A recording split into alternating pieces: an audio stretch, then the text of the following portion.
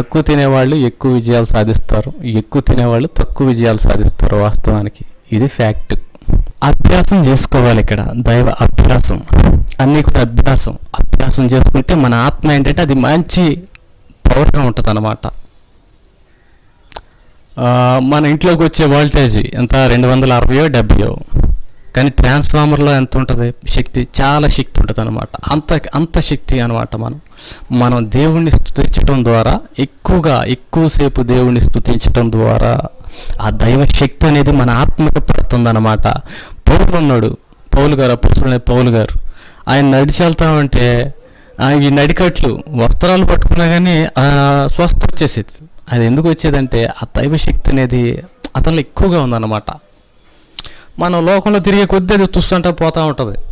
మళ్ళీ ఎప్పటికప్పుడే దైవశక్తి అనేది రీఫిల్ చేసుకుంటూ ఉండాల్సిందే.